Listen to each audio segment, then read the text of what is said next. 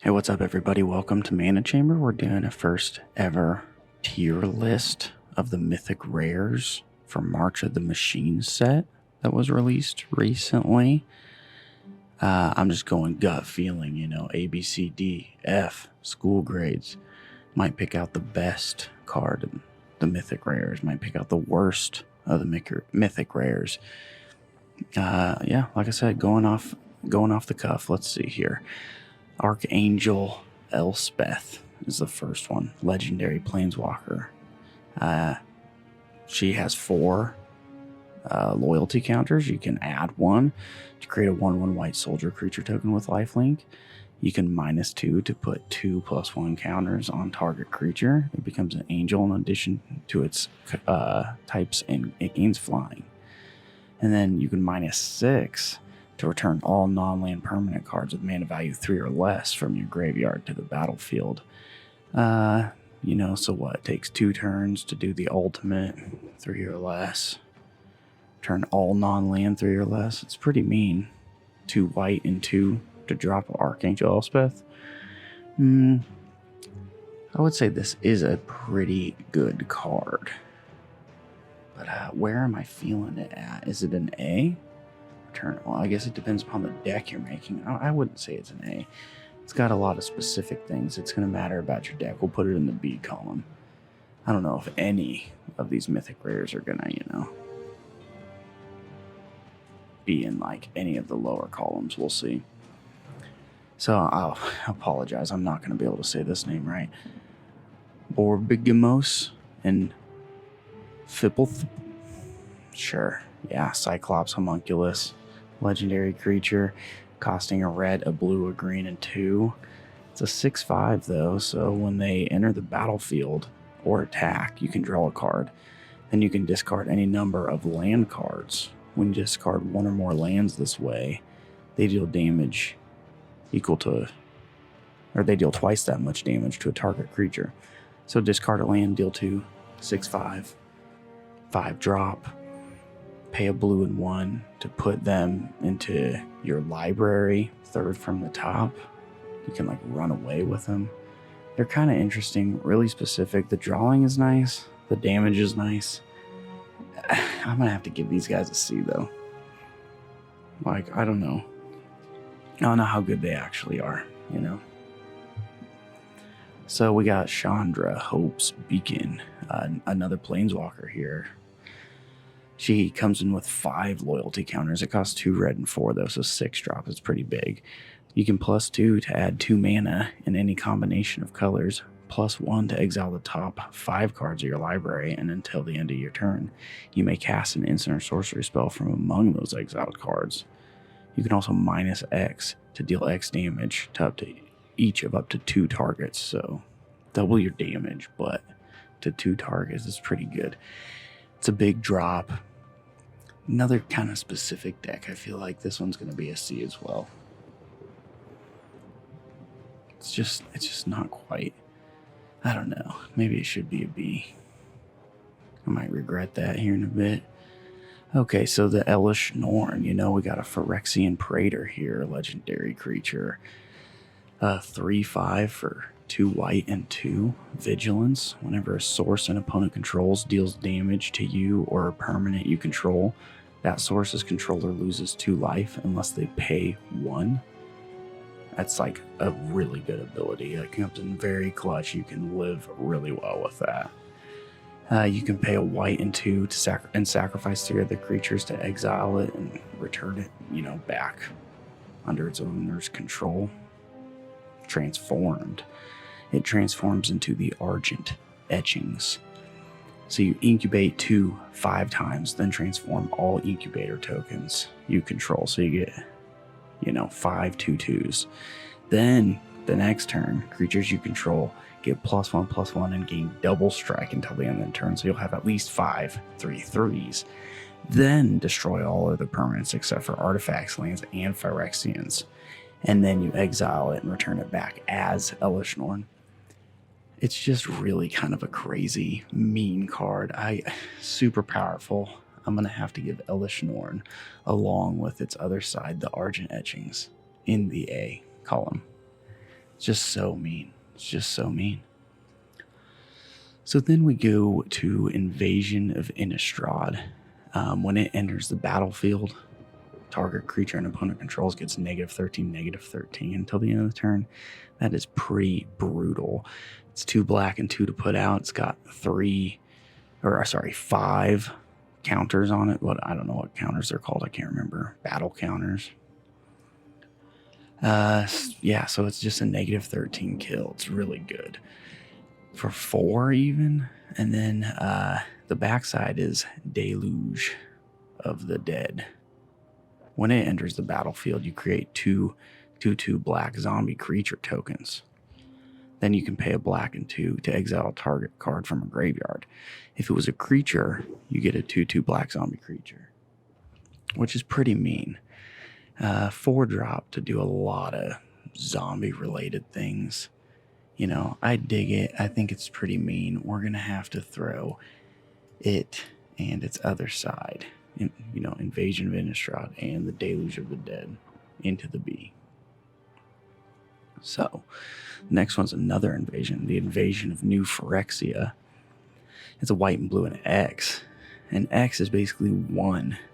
When it enters the battlefield, you create X 2/2 white and blue night creature tokens with vigilance. That's really good in my opinion. And then it flips over to be Teferi, a Kosa of Zulfur.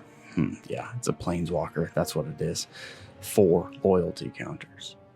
It's pretty good. You can add 1 to draw 2 cards, then discard 2 cards unless you discard a creature. Get rid of your creatures, it's fine. You can -2, and you get an emblem with knights you control get +1/+0 and have ward 1. So, it creates some knights. Maybe if this isn't a knight deck, it's even scarier. It's an Azorius colors, and then -3, tap X creatures you control. When you do, shuffle target non-land permanent and opponent controls with mana value X or less into its owner's library. So yeah, just get rid of a card, nuisance-wise. They can't even bring it back from the graveyard. The only way it'll come back is if they find it in their deck again. I feel like this card is fantastic. We're giving it an A.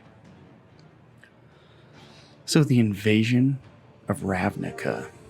This is a 5-drop. It's colorless, which is cool. It's got 4 of the counters on it. When it enters the battlefield, you exile target non-land permanent and opponent controls. That is exactly 2 colors. So, got to be exactly 2 colors. Wait, no, sorry. That isn't exactly 2 colors. My bad. Read it wrong a minute.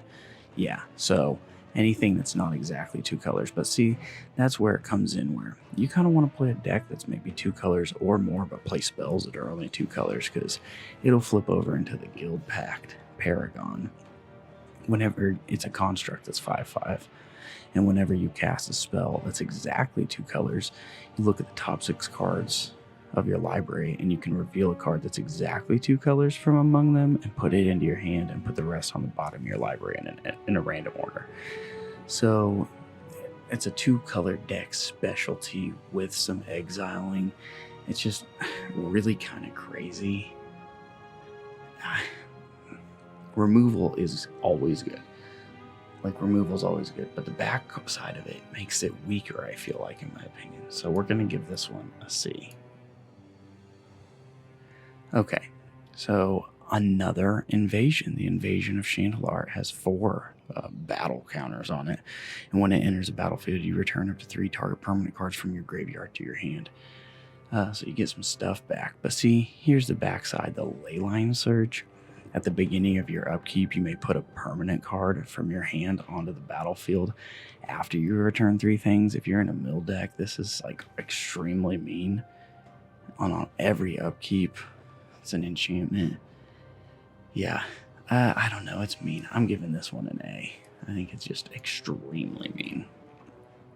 So, the next one, the Invasion of Tarkir. It has 5. It costs red and 1. When it enters, you may reveal any number of dragon cards from your hand. If you do, it deals X +2 damage to any other target, where X is a number of dragons you revealed, basically. kind of an interesting enter the battlefield, obviously in a dragon deck. It's really nice. But its backside here, the Defiant Thundermaw, it's a 4/4 flying trample dragon, and whenever a dragon you control attacks, it deals 2 damage to any target, so he at least deals 2 to any target on his own swing. He's pretty, like, it's a pretty mean thing doing that alone. And again, if you're in a dragon deck, I feel like this is like a really pretty good card, so we're going to give it a B. So now we got Jin Cataxis. 2 blue and 3, Phyrexian Praetor, that's a 5/5, has Ward 2, has whenever you cast a non-creature spell with mana value 3 or greater, draw a card. So you need big mana to do stuff. You can pay a blue and 3 and exile and return to the battlefield transformed as long as you have 7 or more cards in your hand. But see, here's the deal. You got the Great Synthesis. You draw cards equal to the number of cards in your hand, which is at 7 basically, or more. So then you're drawing at least 7. Then you have no maximum hand size for as long as you control the Great Synthesis, which is insane. Then you return all non-Phyrexian creatures to their owner's hand. So if you have a Phyrexian deck, that's even better. But, you know, even if you don't, it's crazy because then you may cast any number of spells from your hand without paying their mana costs. And you have like a hand size of at least 14. I feel like this card is just so powerful. So we're giving Jin Cataxis and its other side, the Great Synthesis, an A here. Croxa and Kunoros, an Elder Giant Dog. It's a black, a white, a red, and 3. 6/6 with Vigilance, Menace, and Lifelink. This can be a commander. When they enter the battlefield or they attack, you can exile 5 cards from your graveyard. When you do, you return target creature card from your graveyard to the battlefield. Like, this is a pretty sick card. It does cost 6, which is quite a bit. But Vigilance, Menace, Lifelink is pretty crazy. And getting something back is also pretty good, especially if you're playing like a mill deck or like a discard deck where you're drawing and discarding. I do feel that this is the worst card we've seen so far, though, in my opinion, even though it's still good. I guess I'm going to have to give this card a D. I mean, it's still good. It's like close to the Borgamors, but I guess it's just a little worse in my eyes. Unless you're playing the right deck. Like, if you're focusing around it, it would be very mean. And again, these are all Mythic Rare cards. It's not like any of these are bad. I'm comparing the Mythic Rares together, essentially, not compared to commons, you know what I mean? So anyway, we're going to the Monastery Mentor. This is a human monk, 2/2 for a white and 2. It has prowess, and whenever you cast a non-creature spell, you create a 1/1 white monk creature token with prowess. So you're just making more monks. You're buffing them up, especially if you're casting tons of spells. I feel like this card is pretty awesome. I'm going to go ahead and give this guy, with his ability, it's only if you're playing a really like spell heavy deck, but yeah, we're going with a C on this one. Alright, so Shieldred, you know, 2 black and 3, 5 mana total. It's a 4/5 Phyrexian Praetor that has Menace. When it enters the battlefield, each opponent sacrifices a non-token creature or planeswalker. Then you pay a black and 4. You can return to the battlefield transformed only if an opponent has 8 or more cards in their graveyard. So you got to make sure they have some cards in their graveyard. Maybe make them discard, or you got other destruction or something like that. You got to have enough mana to get it out. Gives a super good ability, especially when it turns into the True Scriptures. And for each opponent, you destroy up to 1 target creature or planeswalker that player controlled. Brutal. Then they discard 3 cards and mill 3 cards. Even more brutal. Then you put all cards, creature cards from all graveyards onto the battlefield under your control and turn it back into Shieldred, and they have to sacrifice again. Like, utterly insane, bro. Utterly insane. We're putting Shieldred up in the A. You know what I mean? It's just brutal. So there's the Sword of Once and Future. It's, I believe, the last sword that everybody's been looking for forward to. It's kind of crazy. So it's 3 colorless. Of course, it's an equipment. Equipped creature gets +2/+2 and has protection from blue and black. Whenever they deal combat damage to a player, you can surveil 2. Then you can cast an instant or sorcery spell with mana value 2 or less from your graveyard without paying its mana cost, and then you'll exile it instead of putting it back in the graveyard, basically. It's super mean. Equip cost of 2. Like, especially if you have a deck that has just cheap instants and sorceries, it's kind of just crazy. I feel like it's very good, very specific. It's going to be in the B as well. So Thalia and the Gitrog monster, they're a green, a black, a white, and 1 for a 4/4 human frog horror that has a first strike and death touch. I feel like this card's super fun. You know, you can play an additional land on each of your turns. Creatures and non-basic lands your opponents control enter the battlefield tapped.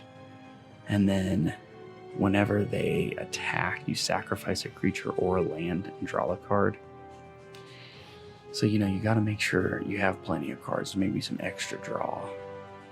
And you want to be able to return stuff. But I feel like this deck is brutal. Give it a little bit of trample. It's already got first strike and death touch. It's just one of the meanest creatures, I feel like, that's just a creature that I've seen from this set. So we're going to give them an A. And then you got Brask. So 2 red and 2 for a 4/4 Phyrexian Praetor with first strike. And whenever you cast an instant sorcery spell, you deal 1 damage to a target opponent, and then you add a red, so you get more mana. Then you can pay a red to exile it, return it transformed if you've cast 3 or more instants or sorceries in 1 turn. And then it turns into the Great Work, and that'll do 3 damage to target opponent and each creature they control. So almost a, you know, single side board wipe. Then you create 3 treasure tokens you can do even more with. Then until the end of the turn, you can cast instant or sorcery spells from any graveyard, and if a spell cast this way is put in your graveyard, you exile it. It's crazy. You can do a lot. I feel like it's just a very powerful, quick card, but it's more specific. You got to have a specific style in which you're going. So we're going to give Brask and the Great Work a B. Okay, so Vorinclex. The 2 green, 3/6/6 Phyrexian Praetor with trample and reach. When it enters the battlefield, you search your library for 2 forest cards, you reveal them and put them in your hand, and then shuffle. So ramp, you know, then you can get closer to, you know, paying 2 green and 6 and exiling it and returning it to the battlefield as the Grand Evolution, where you're going to mill 10 cards and put 2 creature cards from among the mill cards onto the battlefield, which is pretty mean. 2 free creatures. Then you distribute 7 +1/+1 counters among any number of target creatures you control. So make a bunch of dudes big.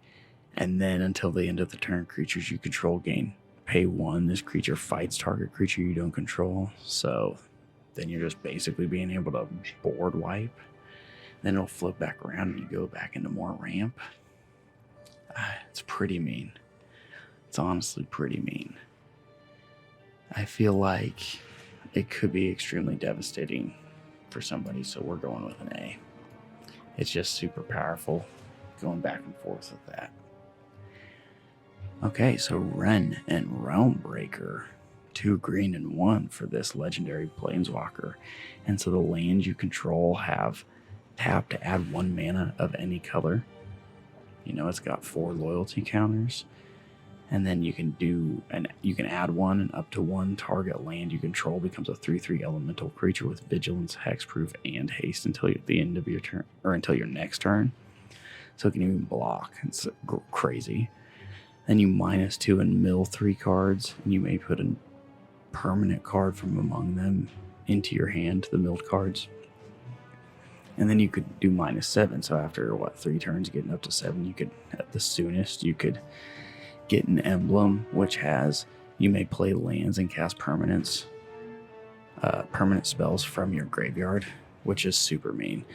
I feel like this card is extremely powerful and can make you move pretty fast. We're going to give it an A as well.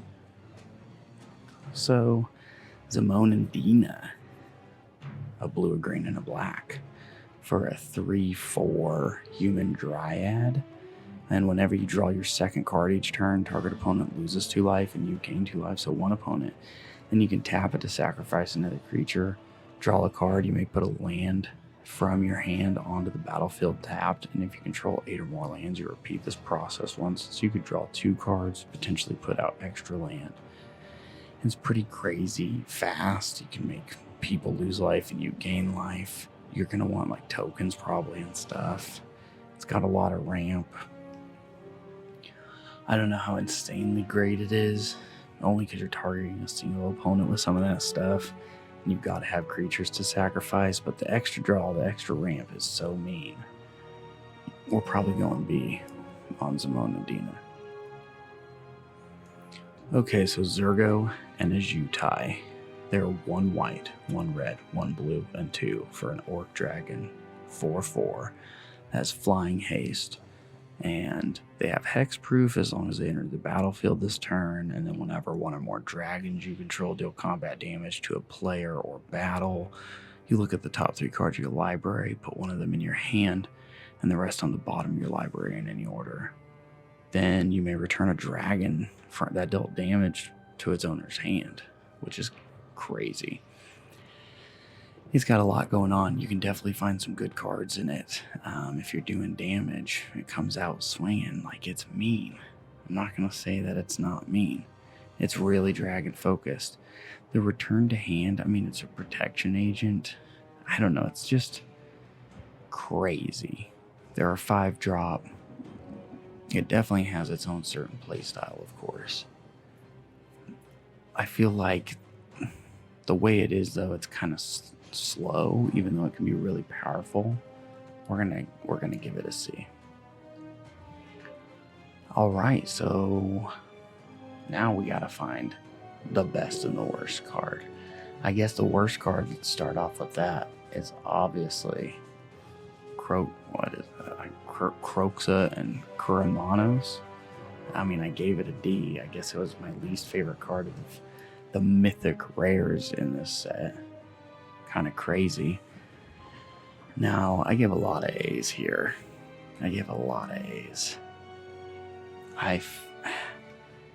Looking around, though, I feel that the craziest one that you can do the craziest things with, there's 2 that stick out to me, the Cataxis or Elishnorn. They're both just truly, truly crazy. Yeah, you destroy. I feel like for the options, for the fun, for everything, I gotta give the best to Cataxis and the Great Synthesis. Alright, so there we go. That's me going with my gut. Of course, everything's A, B's, and C's. Like, you really can't rate any of these cards bad. They're mythic rares. They do some crazy stuff. They're really powerful. We got lots of keywords. We got lots of double sides. Lots of text. What do you think? Did I pick the best card? Is there a better card that you think of these mythic rares than what I picked? Did I rate completely wrong? Is everything I'm thinking and doing weird to you? What do you think is the worst card, you know? Did you agree with me? I know my cat doesn't. So, thanks for stopping by. If you watch this whole thing, you know, like the channel, subscribe to it. I'd really appreciate it. This is a first tier list, so it was a little different. I don't know exactly where I'm going with it. I'm going to try to do the rares too. We'll see how that goes. Then I guess maybe I'll jump into the aftermath cards if you want me to go there, or maybe the uncommon of the mom set if you're liking this.